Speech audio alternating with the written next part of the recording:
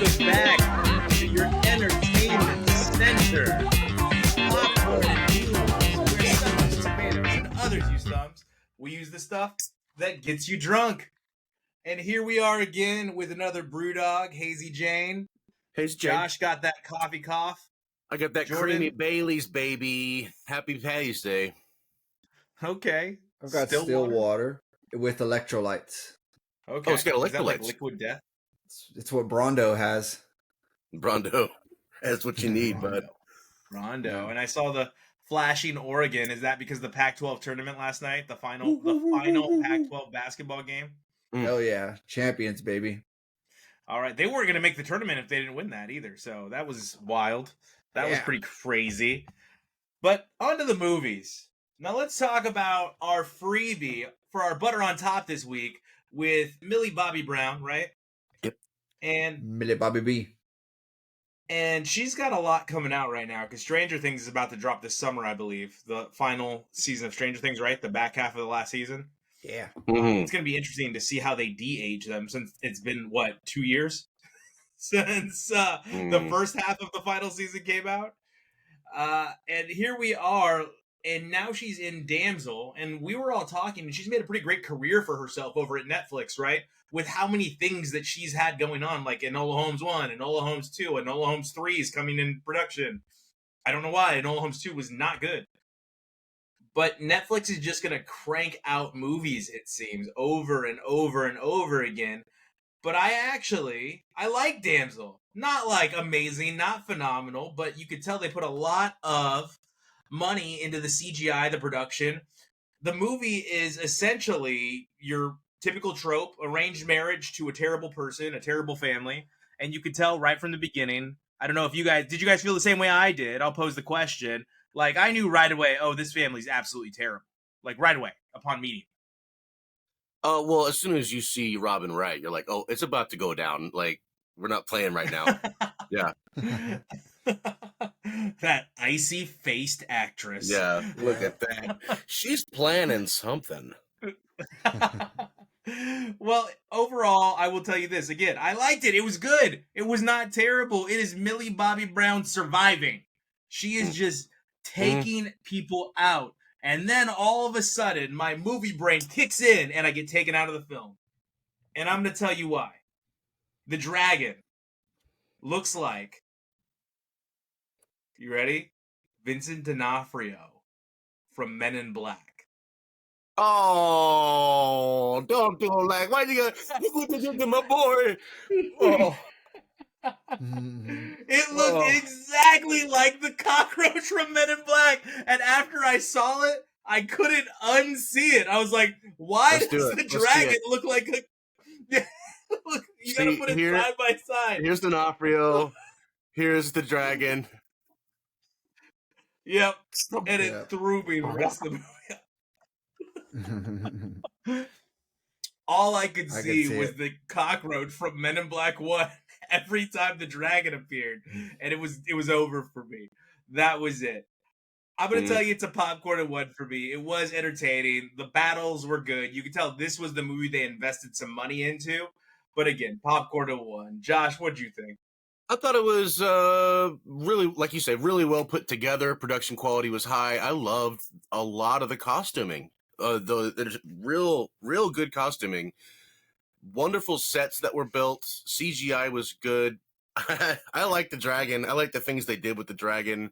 The voice actor, I forgot her name. I'm sorry, but she was on The Expanse and a bunch of other stuff.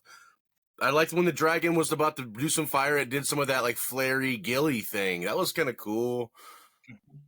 I made a tweet about how this is like kind of too many cooks though. Like it seemed like it sort of devolved into a different movie, which I'm not necessarily mad about. But like I'm not going to spoil it, but the ending, like the last shot of the movie, you know what I'm talking about, where she's got, and then there's with her is, you know, I was like, is this a Saturday morning cartoon now? Like what's going on? Anyway, spirits, bro. Kindred spirits. Overall, I did like the movie. I think it's great for any little kid to see. Very cool twist on a somewhat typical fairy tale scheme. It gets nice. I like it. I like most of it. Watching the survival's fun. There's a few like little questions though, like I don't know, involving the way she's not communicating, but like getting information from people in the past. No spoiler, I guess. That was a little bit iffy. And like the maps, like those are some dope maps. You took a lot of time on that, whereas Millie Bobby Brown's like 30 seconds and you got to move. You know what I mean? How'd you make that map, dog? Anyway, I'm an artist and I couldn't draw that in 30 seconds. Popcorn and One though, definitely Popcorn and One. It was fun to watch. Yeah, I give it a popcorn and one as well. Millie Bobby Brown. There's a little bit of themes going on here with her character. She played 11, Enola, and now Elodie. So there's some kind of running thing. I don't know, if it's her good luck charm or something. It's written in her contract. It's got to have that syllable in it.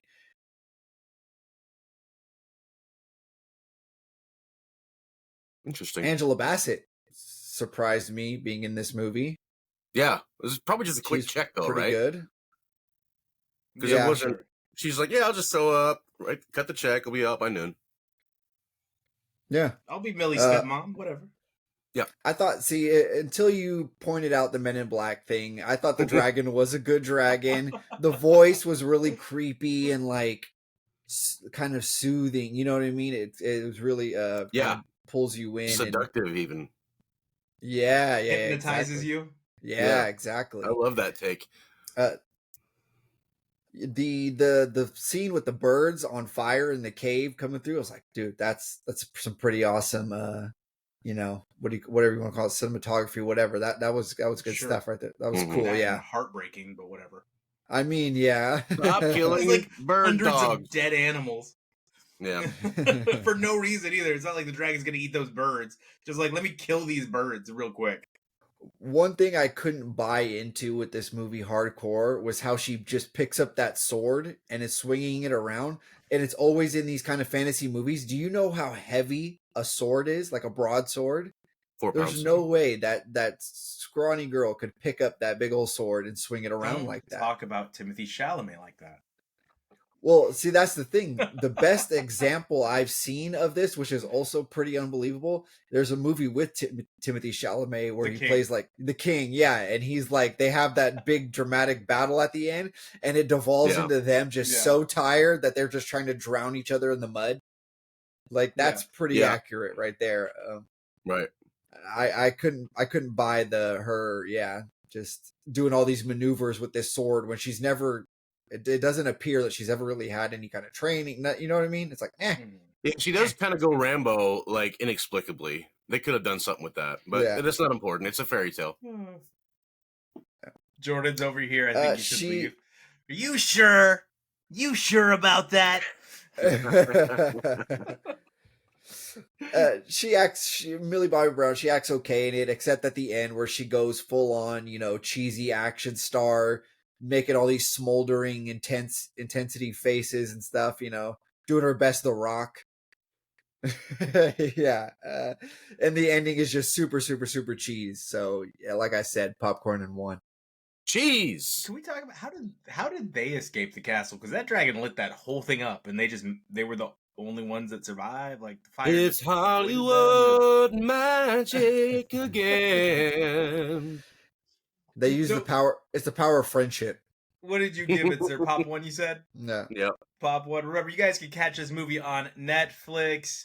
It was fun. It was decent. It was not terrible, but it's gonna be cookie cutter, guys. It's gonna be paid by numbers in a lot of it, but it was fun. Now on to our drunk classic. And Jordan, well played putting that movie directly after Life. By the way, now I know it wasn't directly after Life. We had Clue in between, but the themes and the way that those two puzzle pieces connected, bringing the past into the present and showing we really haven't changed too much. That was phenomenal. So why don't you give us a little background on your drunk classic? Yeah, I totally did that on purpose. I planned that. So Blind Spotting came out in 2018. So if you're looking to watch this, I had to rent it from Apple TV Plus, so $3.99. It's a short movie.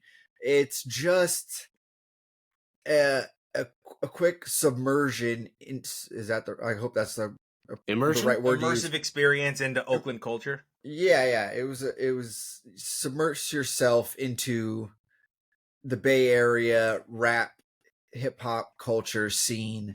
I don't even That think it was opening, that, to be honest.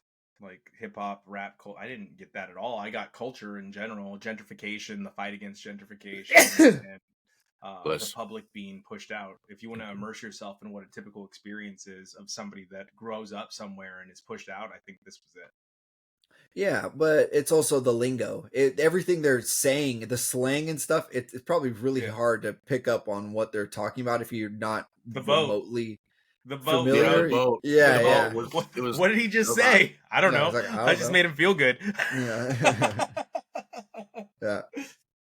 If you make it sound pretty, they'll do anything. The opening montage is great. And, it's things that I've seen personally. The side shows, which is, if you're not from the Bay Area and you don't know, it's cars just shutting down an intersection, doing donuts, and people going crazy. The low ride parades, man, in Oakland. Yeah, where they drive all the low riders through like Ross. Yeah. Car meets and all that. The Warriors parades and stuff. Like, I was there, and so it just brings back a lot of memories and stuff. And it's great. The music, the culture of it all. It's just it's a good and a bad example of some the Bay Area culture in the city and Oakland and all that. It's like anywhere has its good and bad. So the themes of this movie, it's about gentrification and police violence mostly, and race, friendship, whatever. I like this movie because my best friend is that guy, the white guy in this movie that Miles. is just, yeah, like that. And I have qualities of both of the people, and like our friendship dynamic is kind of that exact thing between them pretty much. So I always loved this movie. The guy, what's his name? His name's like Rafael Casal or something like that. The white guy. He is fantastic in this movie. He plays his role really well. David, though, and I'm pretty sure he is an Oakland native, if not a Bay Area native. Gotta be from the Bay. And he just overacts this movie so bad at times. It's almost hard to believe that he is from Oakland, and like he seems like someone that is acting like someone from Oakland rather than he just doesn't seem natural at it. I don't know. He plays it too theater like, I guess I would say. But that closing scene where he's kind of rapping or spoken wording out the whole issue of the movie and stuff, it catches you off guard for sure. You're like, wait, wording out. Yeah, that's a funny statement. He's spoken wording it. It's deaf poetry slamming. Yeah. There you go. It really catches you off guard, and it tries its best to be relevant to the plot of the movie. And sometimes you're kind of just like, all right, I'm in. This is cool. Like, how is he doing this? And then other times you're like, okay, it's getting a little cheesy. Get back on it. And but overall it's powerful. It's really cool. And at the end, I love it. The closing dialogue of the movie is they're ragging on the Raiders moving to Vegas. Or anything else you want to get out of your system? I'm pretty sure we can only pull a gun on one customer per day. Yeah. I give this a popcorn and 2. All right, Josh. Popcorn 2. I'm gonna go with a popcorn and 1 here, ladies and gentlemen. I did enjoy it, but I have some issues. Daveed Diggs, I wasn't sure about his authenticity as an Oaklander, but I did just see someone who's on stage. Like, he was on stage when he's yelling at his best friend. Like, you practice that inflection a lot, and I can tell.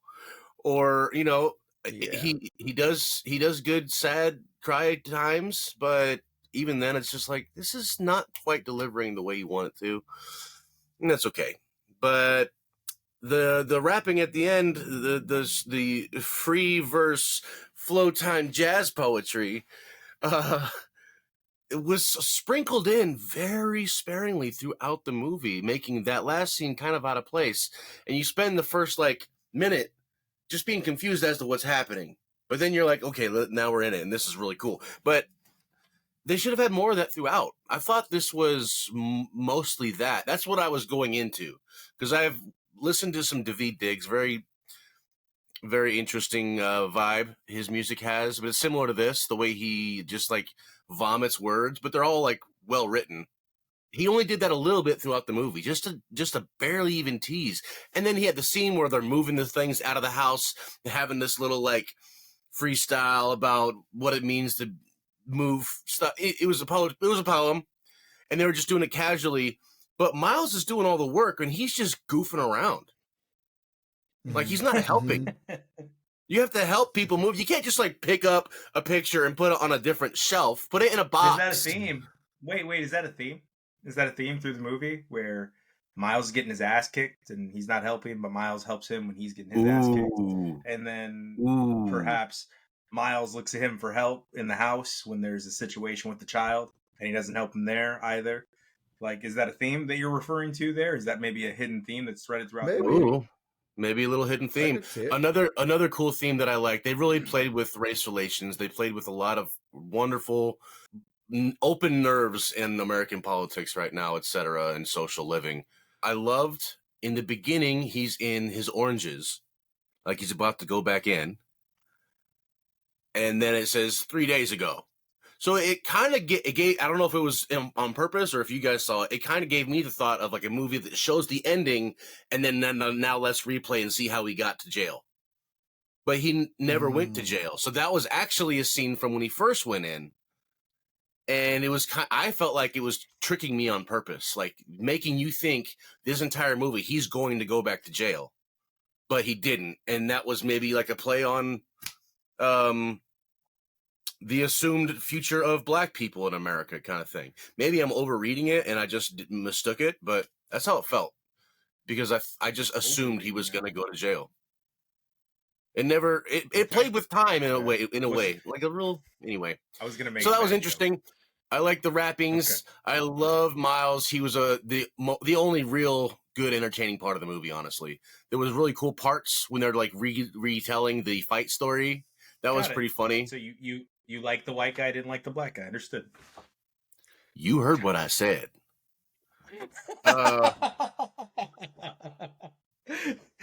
Popcorn and one. Yeah. I was just kidding. Don't stop. No, that's all I had. I was just kidding. He over enunciate, and then for him to be like he has no idea what his friend said when he's selling the boat. Mm-hmm. Like I knew what he was saying for the most part. You know what I mean? Yeah, I don't even know what he was saying. I'm sorry. Okay, true. He literally says, but I don't know. What he asked him what he said. Yeah. That was for comedic reasons. He knew what he was saying. That was like a Far Side comic. All right, so here's the thing. I really liked the wife of Miles. Oh, yeah. I thought she was fantastic. Yeah. A real one. Role, and I thought the points that she made were super crucial to the dialogue and themes throughout the film, and the positions that David's character was put in throughout the film. Where you have to understand in that city, and I figured Jordan would, but I guess he didn't. To make one mistake, you go to jail forever. California has the 3 strikes law.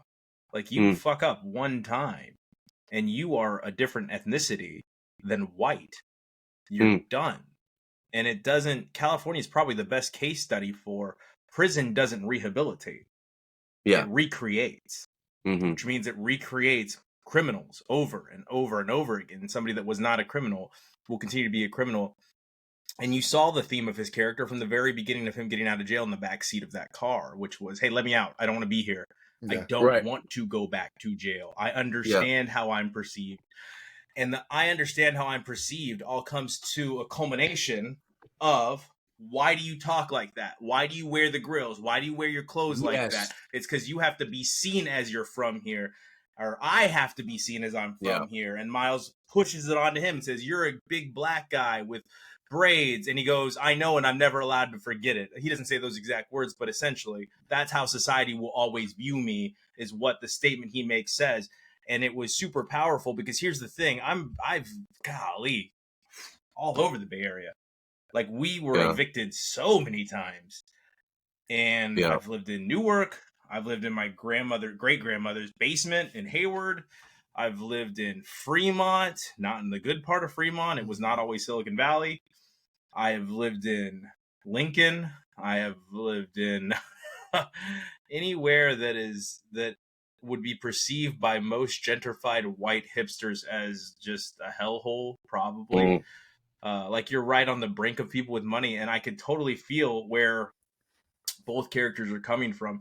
Because here's the thing, like, when I say where I'm from, I just say Oakland, because no one knows the cities I just mentioned. Maybe Hayward, but no one knows. They're just like, I'm just from Oakland. And then when I have people tell me things like, well, you don't seem like it. Like, what? Because I wear jeans that fit, and I wear nice t-shirts, and I worked really hard. I can't be from there. Like, I have to look a certain way. Like, I have to be a certain type of Puerto Rican, otherwise I'm a white guy. Like, that's what it's bullshit, and it's misinterpreted. And you can see, like Jordan said, a lot of humans that will go to that level of Miles to try to prove that they're from somewhere, because in their heart, that's their whole identity. And I just happen to be one of those people that I refuse to let the city become my identity. It doesn't mean I have any less love for the city or the area that I'm from. It just simply means I understand how these people are perceived, and I don't want to be that. And that's what I got from David's performance. Not that it was a Broadway actor, that he was like, look, I'm always going to be perceived as this. And that also comes to a head when he's talking to V on the phone, and he goes, when you see me is all you see the fight. That was a very powerful statement, because that's how he sees society viewing him every single day. And he was expecting more from her. Like, please don't view me like the rest of society does. I made one mistake. So for me, it was a popcorn and two. And I felt like all the themes were extremely relevant into today's world, where everybody's just trying to find identity, all the way down to when a cop kills somebody, you hope that it impacts both parties, not just one. And truly, yes, he wanted to get to the gun because he felt like David's character was going to kill him. You saw that, but you also saw the regret in his eyes. And then the sentence that he says to Miles, where he goes, I didn't mean to do it. I didn't want to do it. And then Miles goes, you sure? And then walks out of the house. You have to really be from these areas to really understand what they're going through in these moments. Go ahead, Josh. Sorry. Or an area like that. I mean, I know what you're saying. I did forget to mention that. Okay, so like, I love the way the ending brought all that together, and how it all is, interwoven. Like, the whole situation is the way you're seen, the way you think you're seen, the way you see others, all that, the blind spotting, throwing it into the poem. Beautiful, honestly, very beautiful. But speaking of perceptions and whatnot, I'll tell you who was personally attacked in this movie more than a couple times. This guy. Like, when they retell the fight scene, and they're like, just some Colorado hipster, I'm like, oh.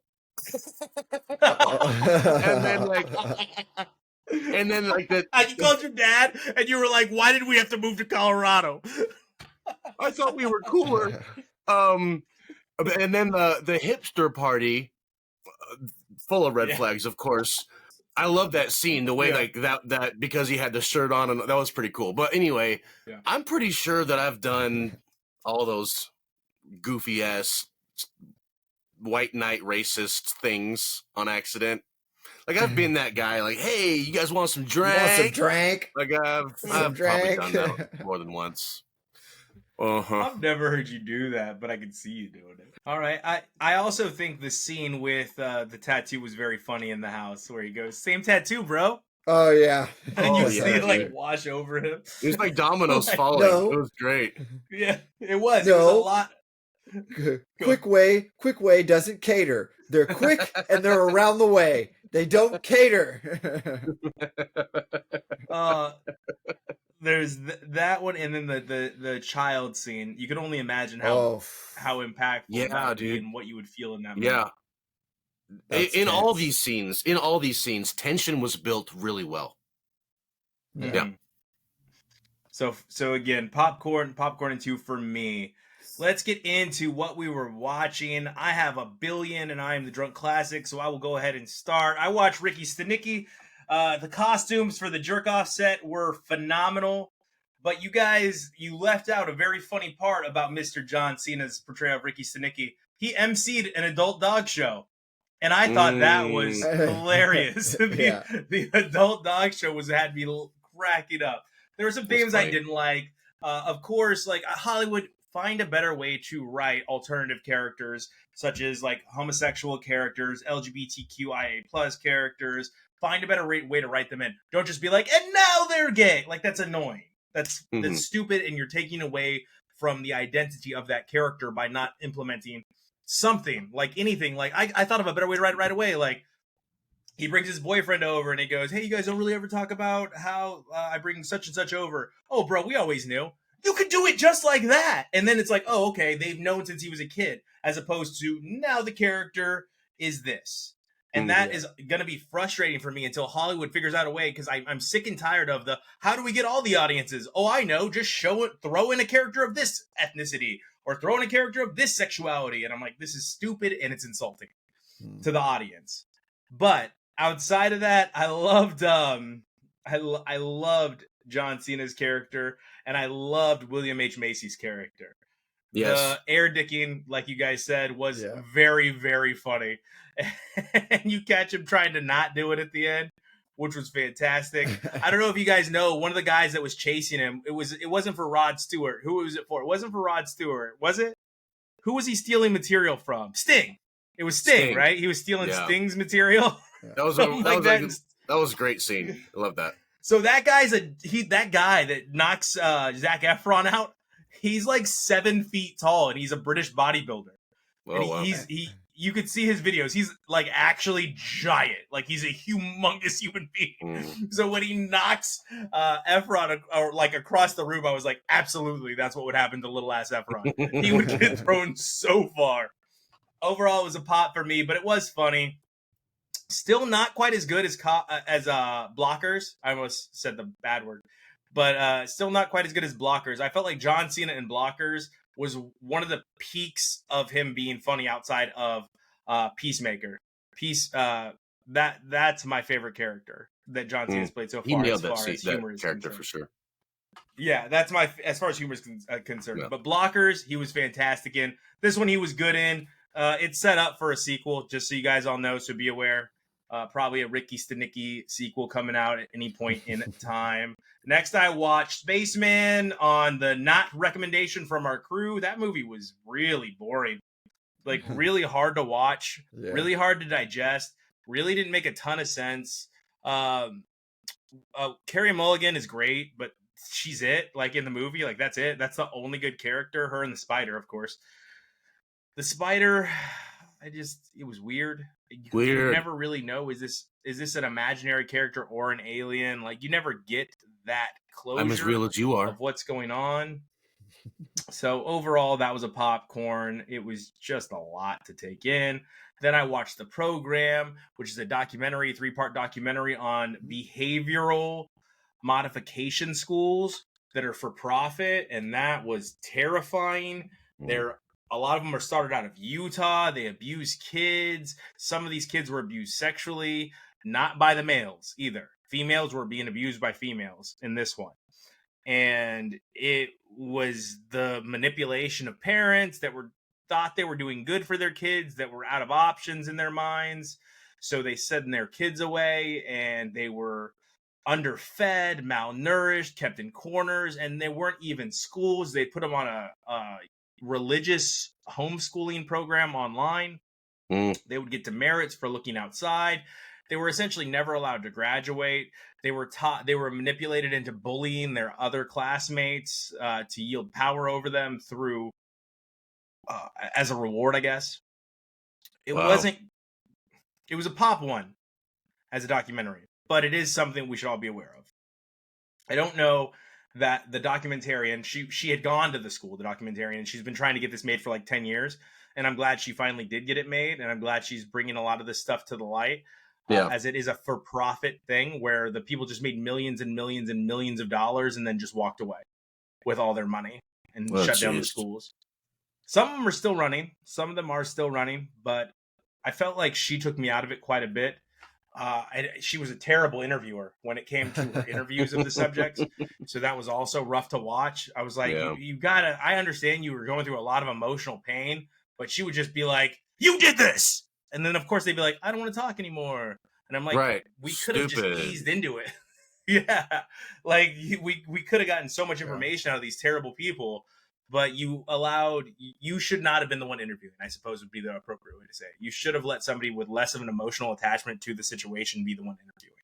Yeah. Now, and make no mistake, they were all terrible, terrible people. Now, I also watched Code 8 so I could brush up on what it was. And I will say this is taking me right back to the times where the original was way better than the sequel. So Code 8 was actually a pretty fun movie to watch. It is absolutely a story about immigrants, guised or disguised by these people have powers and they work for cheap. And I was like, oh, okay, so immigrants, got it. You're talking about immigrants. They do the work no one else wants to do. Mm-hmm. And then they're pushed out by machines in this story, right? We develop machines, so we no longer need the powered individuals to be electricians, to be soldering champions, welders, heavy lifters. So now they have to resort to a life of crime where they're making drugs, and the drug is made from the spinal fluid of the powered individuals. So they have to prey on their own kind in order to continue to make money. See the themes here? Why it's an immigration story? Wow. Now, the story stems around or follows Connor and his dying mother. This is Code 8 Part 1. And you see where he gets in with the wrong crowd, mixes it up, and eventually sees the light because he sees what he's doing to another powered individual, abusing this powered individual for his own gain, and then turns himself in, changes his life around, turns all the bad people in. Popcorn. Now, Code 8 Part 2. We're back. And the people that were once the hired thugs run the drugs. So now all the people that were once henchmen are now the leaders of all these places. And the theme here, they do it ethically. So, and how do they do it ethically? They have deals with the cops. Overall, it was a bad storyline. It's all protect this girl because her brother was killed. No real significance to her. Take down the corrupt police. With terrible CGI, popcorn. And they tried to set it up for a third movie, and I really hope it doesn't get a trilogy. Not good at all. But that all brings me to Abraham Lincoln Vampire Slayer. Naturally. Which is a pop 2. It is a pop 2. Wow. This movie is so... Like, I don't care what you say. Like, no one can convince me this movie's not a banger. This movie is a banger that was ahead of its time. It is... so good, and it is quick. It's an hour and 40 minutes, and it gets right into it. You get the vampires immediately. You get him fighting vampires immediately. He becomes president. The vampires are in the South. New take on slavery. Why did the South want to keep slavery? Because it was run by the vampires. The vampires are using the slaves as prey or as food to eat. Yeah. So that's why they wanted to keep it in circulation. Abraham Lincoln knew that they were vampires, so he's trying to stop them from doing this because he understands that there's an evil darker than slavery going on. Wow! The CGI in this movie is great. It is great. And it's Abraham Lincoln. No, I'm not going to use guns. I swing axes. And he swings the hell out of that axe. Oh, ready for this? The axe doesn't just have a blade. When he needs it, it is a gun. Pop!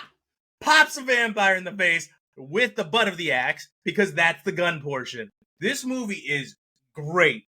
And you could fight me if you want to. It is such a good movie. It has such good action. You cannot look away. It keeps you engaged. It makes you think about a different world or different dimensions where this might have happened. All right? I'm not saying vampires ran the South. That is not what I'm saying. Please do not take my words out of context. Okay? I understand this is a fictional tale. But it is so good. Popcorn into. Wow. I'll watch that. I've never seen it. I'm going to watch it. You've never seen it? No. You should have saved it, bro. Saved it for the classic. It's free on Disney Plus right now. If you've never seen it, I love that movie, and I rewatched it thinking it wasn't going to be as good, and it was so much fun to watch. I just put it on the background, and it was one of those movies where I put it on the background and I ended up doing this. All right, Jordan, what were you watching? So I watched a movie called The 800 on Amazon, and I don't know what drew me to this. I just kind of let the preview play and just saw this really cool war movie. It's based on real events. It's based on the Japanese invasion of China, the second war between them. It was, I guess, apparently, it was the global highest grossing movie of 2020.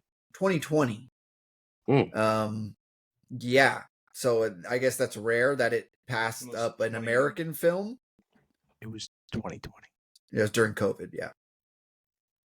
Yeah. Perspective. It is 2.5 hours long, which kept me at bay from watching it for a while, but I found myself with a good amount of just spare time. So I was like, I'm gonna get through this. And it didn't feel like 2.5 hours long. It was pretty good, very engaging, but it also could have been a half hour shorter. That says he's good. With some of the shenanigans and all that. It's voiced over. It's in Japanese. It's in English voiced over because the movie is in Japanese. It's dubbed over. There are a lot of there's French speaking people, actual English speaking people. So it's kind of all over the place. There's a lot of exposition as to what is going on in this movie. Like you get like a chapter worth of notes before the movie starts. Oh. And then there's even a break in between like the beginning part of the action, and you get more like exposition. Like you get this quick like black and white real film run through of historical events going on. Yeah. Mm-hmm.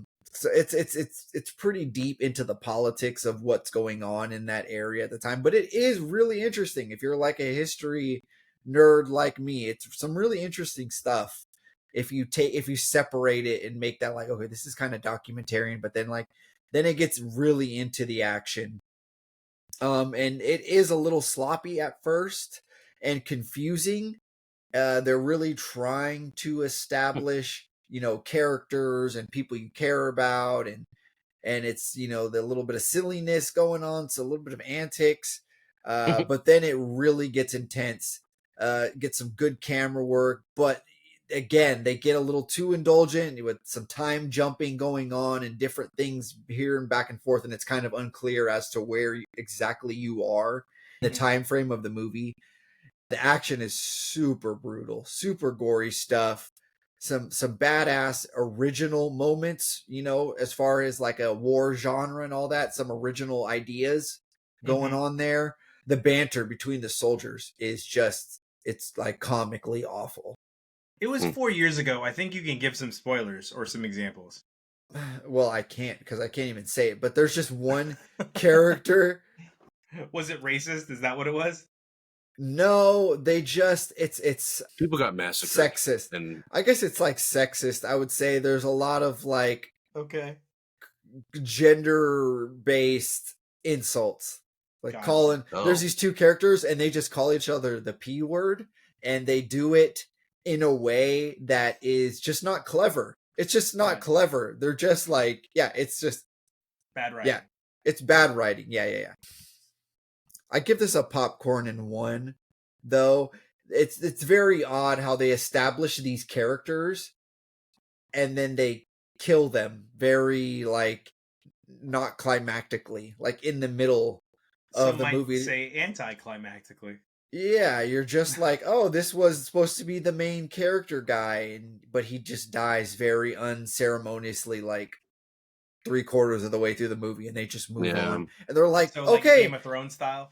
Yeah, like end of the movie, they're establishing new characters, and you're like, wait, where'd this guy come from? Like, I guess he's the star of the movie now. That's Yeah. funny.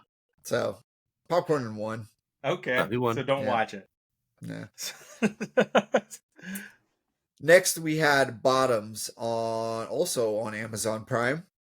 It's a parody. It's hard to distinguish that it is a parody of a kind of teen raunchy comedy film because but it's obvious that these two are way too old to be in high school.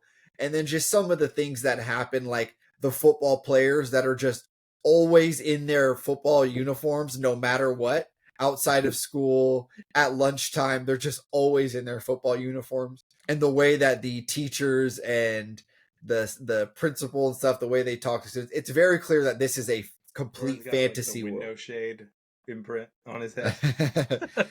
It's very clear that this is like a fantasy film. So basically it's a super bad-esque adventure between two friends trying to get laid, except that the spin on this is that both of the girls, the friends, are lesbians.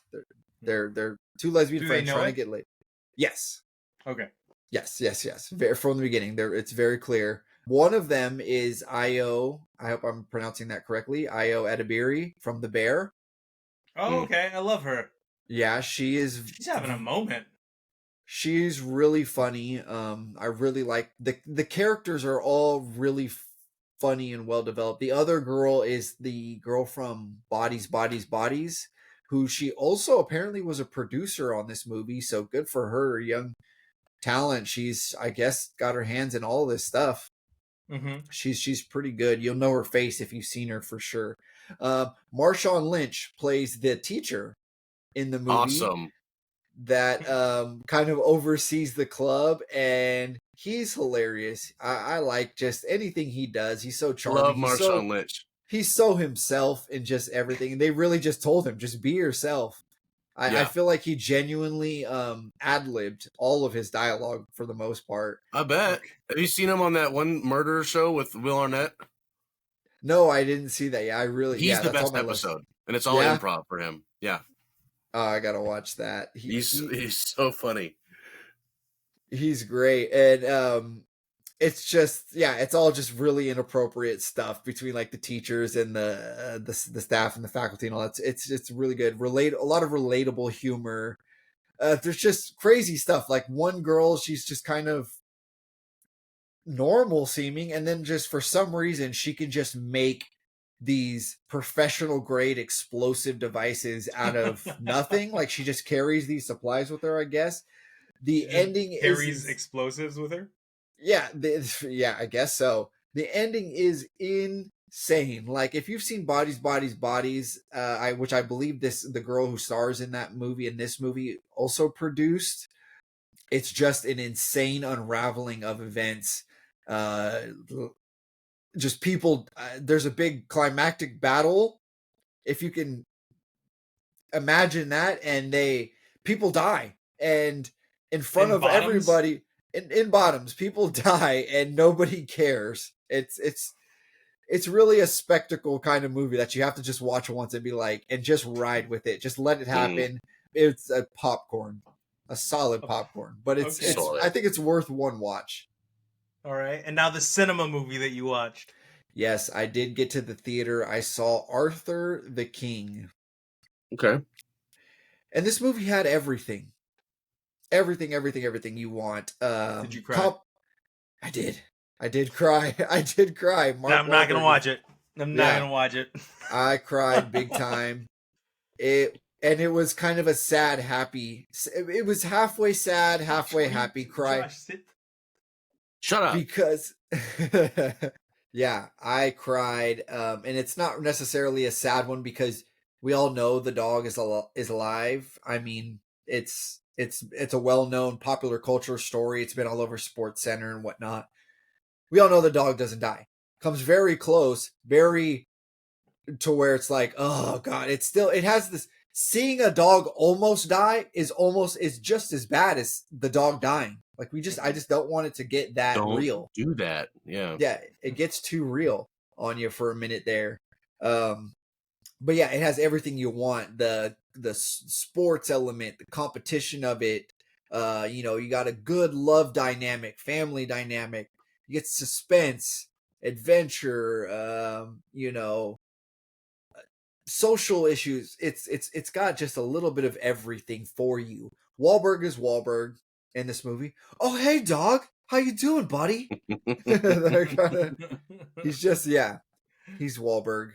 Simu Liu of Shang-Chi is plays the second Kim's Convenience.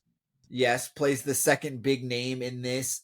Plays kind of the social media savvy semi-celebrity kind of guy that's on his team that brings in the endorsements.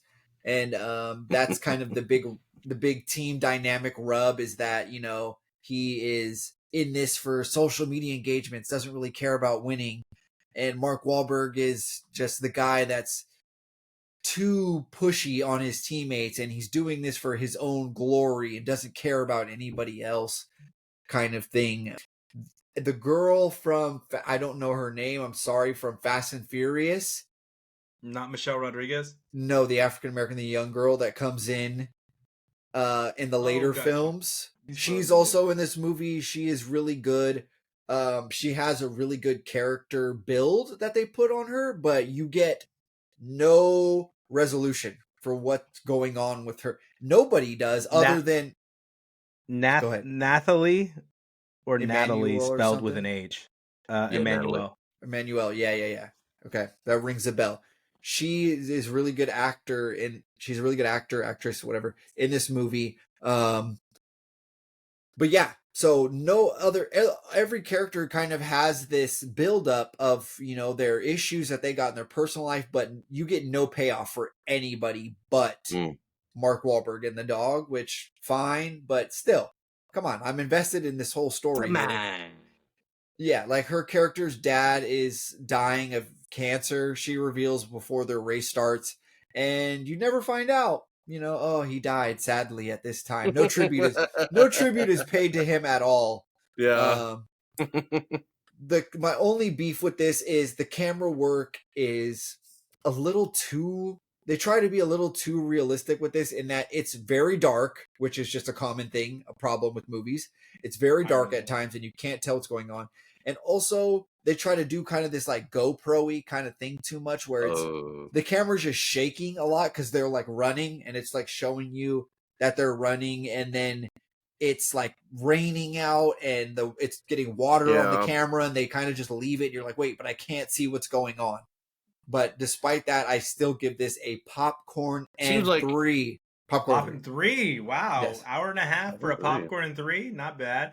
Yeah. Go ahead, Josh. Well, with the camera work, it made me think of, like, I've seen that in a couple movies that I can think of, where it feels like someone just figured out a new camera trick, and it's like, okay, we can do this with the GoPro. Let's find a movie we can make with it. You know what I mean? Mm.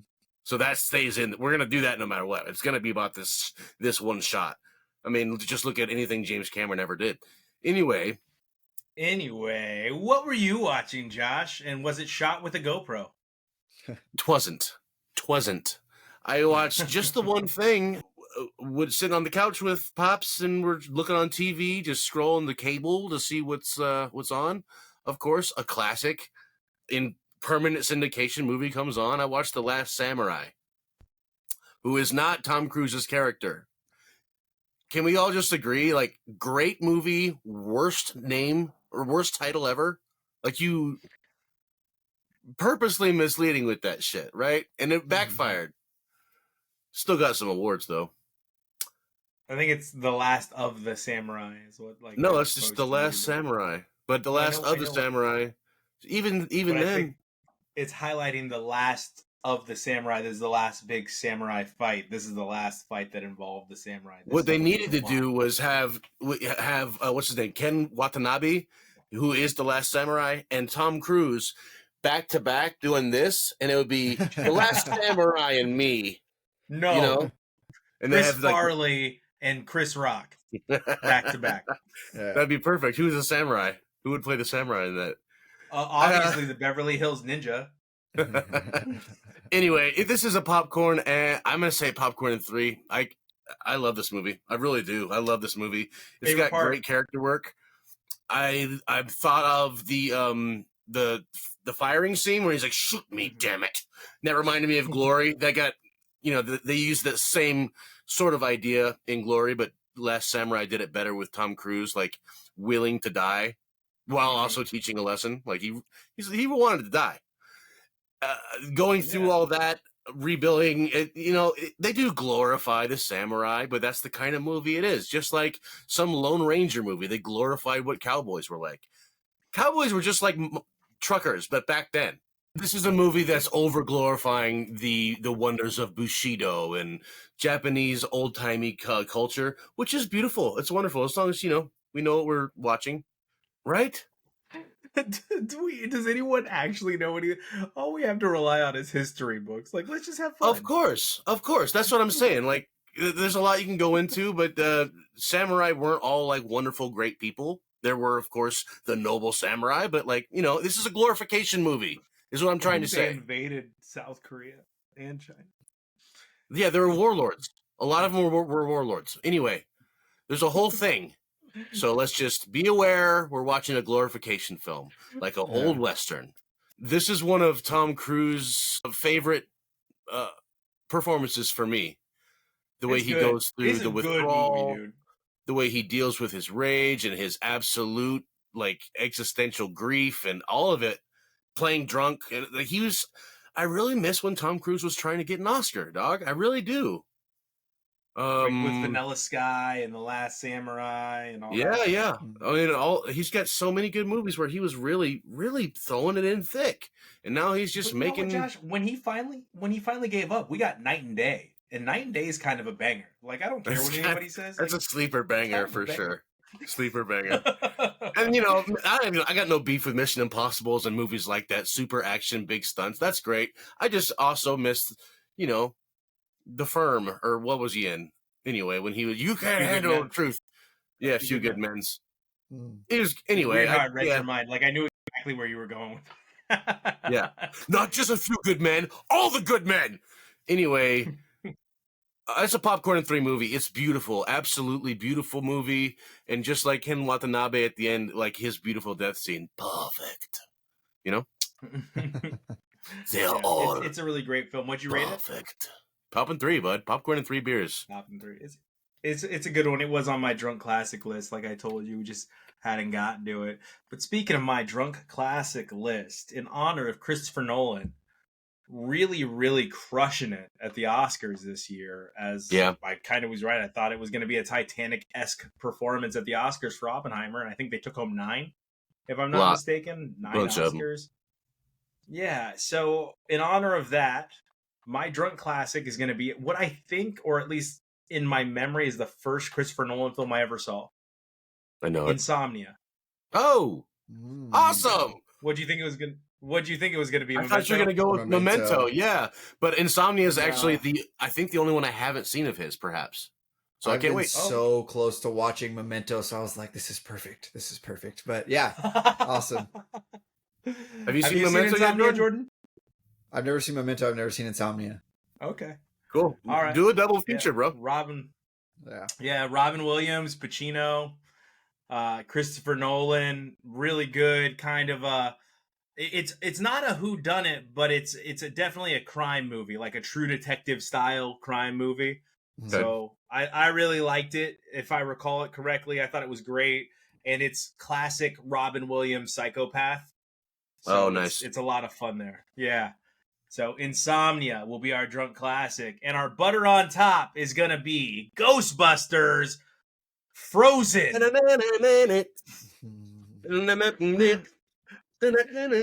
Frozen what? Frozen Apocalypse? Frozen Empire? Frozen Empire? Frozen Necropolis? Anyway, Frozen Empire. It is Ghostbusters Part 2 with the little kids. So let's see how this goes. You could tell how we're all feeling about it by our reactions to this movie. But there's some great films coming out this week, I think. I think that Late Night with the Devil, or Last Interview with the Devil, whatever that movie is called, with the spotted guy from Suicide Squad.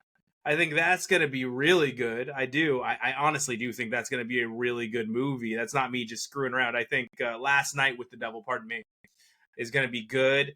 I don't think Immaculate's going to be any good. I think this is going to be like Sydney Sweeney's having a moment, terrible movie. That's what I think is going to happen. You know what I'm saying? Remember like Leonardo DiCaprio, The Beach? Like it's going to be one of those. Matthew McConaughey, what was that movie called? Serengeti? Or what's the... Serendipity? Sahara. What is it? Yeah, Sahara. There you go. That was a good movie. Shut It was fun. It was fun. Hey, what is Steve it? Zahn, dude. Steve Zahn, Penelope Cruz, Matthew Yeah. McConaughey just collected a William H. paycheck. Macy. Yeah, They're William having H. fun, though. Macy. All right, everyone. Well, we appreciate you all joining us each and every week. Jordan, where can they reach us? On the X at Popcorn and Beer. And we appreciate seeing you at the movies each and every week. And we'll see you next week. You bring the popcorn, and we got the beer.